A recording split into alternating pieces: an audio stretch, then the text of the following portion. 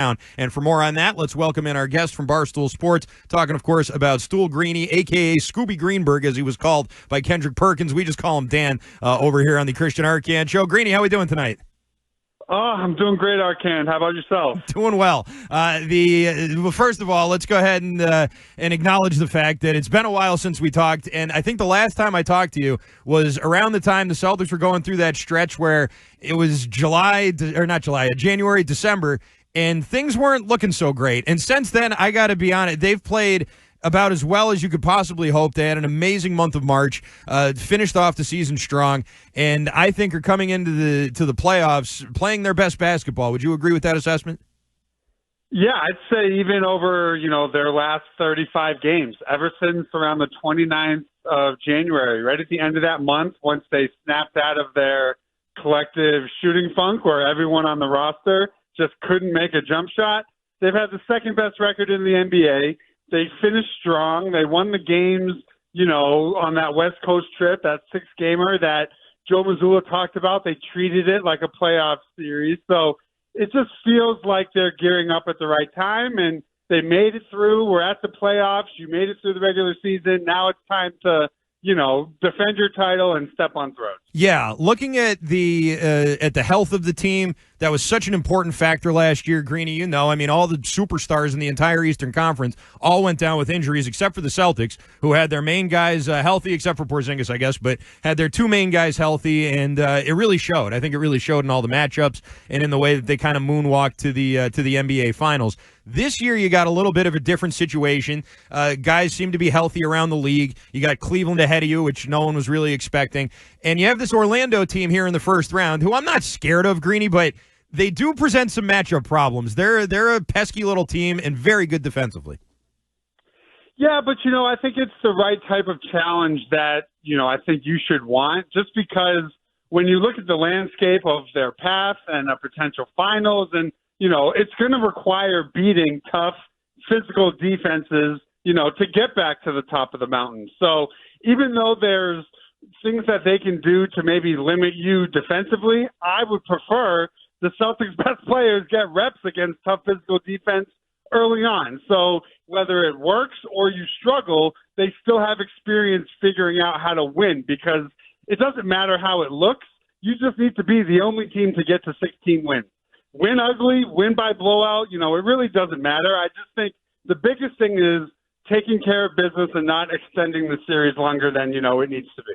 Is there any team other than Cleveland that you feel any type of way about the Celtics meeting in the second round?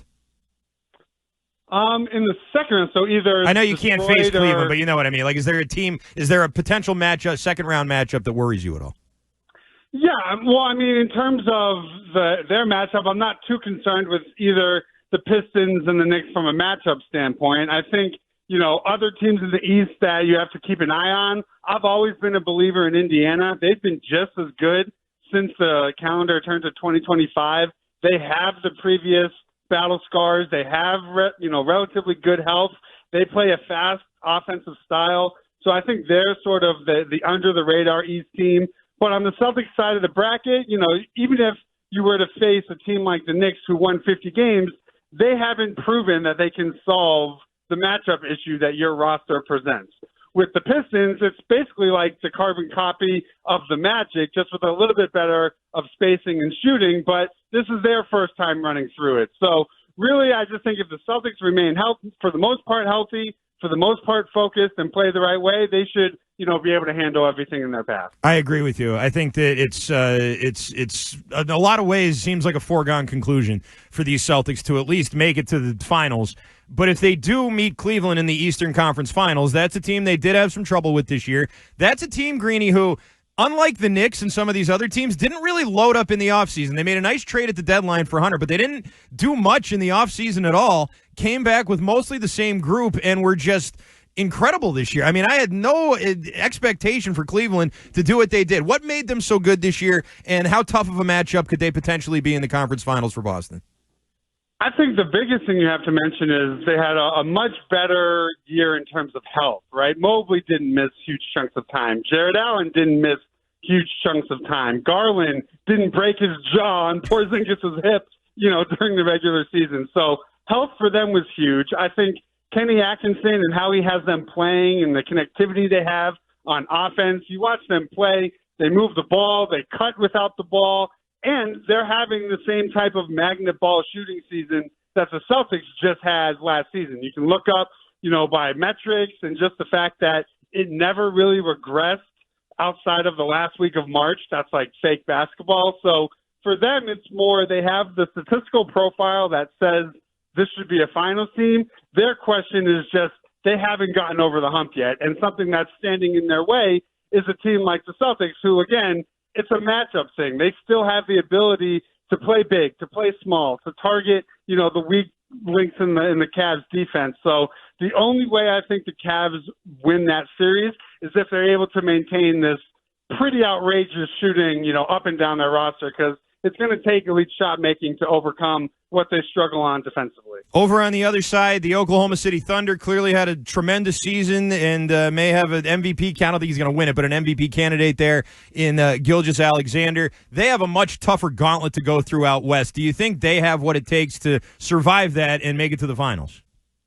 Yeah, I just think their depth, they're another team where you just have to concede and respect their body of work. You don't win 68 games and have the best point differential in NBA history in the Western Conference by accident. So, they're another team where you kind of have to see it to believe it, but everything on the court says unless they, suffer an injury or something crazy happens, like, back in the day when the Mavs lost to the We Believe Warriors that nobody saw coming, barring something like that, they're just too deep. They play too physical. They have arguably an unstoppable offensive talent in SGA. This is a team that should, mostly sleepwalk to the finals. We're talking with Dan Greenberg, Barstool Sports. Greeny, I assume you, like me, have been on the edge of your seat watching all of these Celtic City episodes.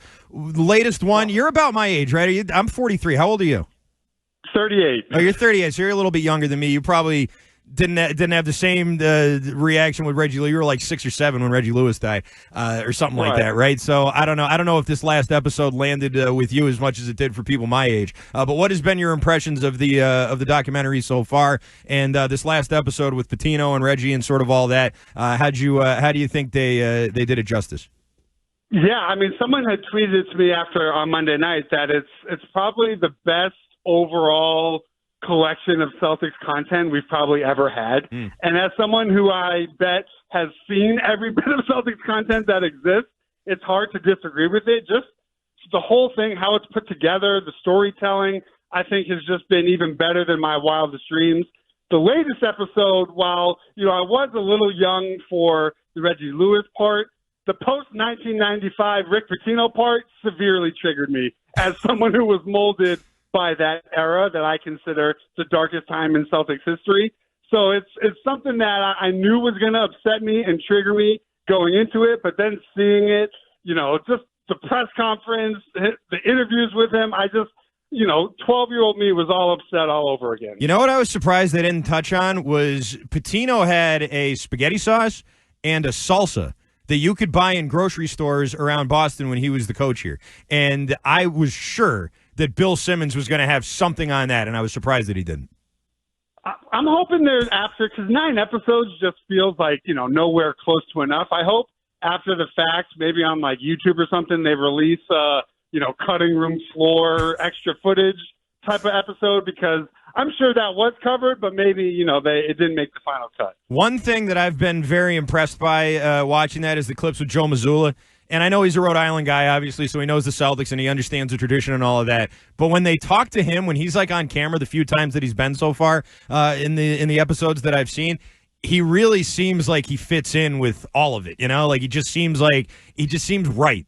And I don't know that you could say that about all the other. I don't know if you could say that about Stevens and even Doc. We'll see when the Doc episodes start and all that. But with Mazzulla, I get the sense that he takes that sort of thing very, very seriously. And I've come to just even look at the things he says post game in a different way now after watching him in this documentary. I'm sure for the hardcore Mazzulla people, they believe this all along. But I felt a real sort of closeness to him in the history of the team watching him in those stand-ups. Did you get any of that? Yeah, it's something that I think I'm from Worcester, Massachusetts. Like, you can understand and you can see when there's another one of you out there in the world. Yeah. And I think that is the biggest thing that sort of separates Joe in this role, and what makes him unequivocally the guy is, anyone can say, oh yeah, we understand and appreciate the history of the Celtics, but unless you're from this region, you truly don't understand what it's like. And you can't really grasp the importance and the significance of what you're doing. I think the fact that Joe is from Rhode Island, it is in his blood. I think that helps get his message across. I think the way he approaches coaching with the understanding of what he's doing it's unlike anything I can remember a Celtic coach having. And it's no surprise that they finally got over the hump once he became in charge. Yeah, for sure. All right, before we let you go here, I just realized we went this far in the interview and I didn't ask you anything about Jaylen Brown yet, who did forego those last 2 games and said, the 65 games, I care more about being healthy and rested for the playoff run. If he's not at 100%, what do they need to do to sort of fill in around them and pick them up? Is there a way you see them still going as far as we all expect them to without Jaylen Brown being 100%? I think they would have to adjust maybe how he's used and how he's attacked. So maybe a little bit more out of the post, maybe a little bit more sort of, delayed drives in the mid-range. He talked about watching Pierce tape, and I think we saw that at times in his mixed review sort of close to the season. But I do think that we all are also maybe a little on edge because we're right on the cusp of a playoff series, that we were overanalyzing every step he took on the floor. I know I've been watching these practice clips they've been putting out, like I'm a doctor and I understand what, his knee should look like at this stage, but they just need to play to their potential. If he's not healthy, okay, well, what does that look like with Jaylen at 80%?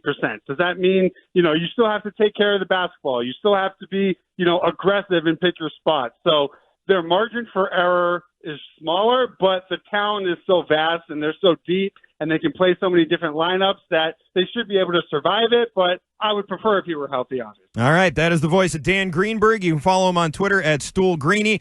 Thanks for taking some time tonight, Dan. Look forward to it, and we'll talk to you again when the playoffs start. All right, guys, have a good one. All right, very good. That's Dan Greenberg once again joining us here on the Christian Arcand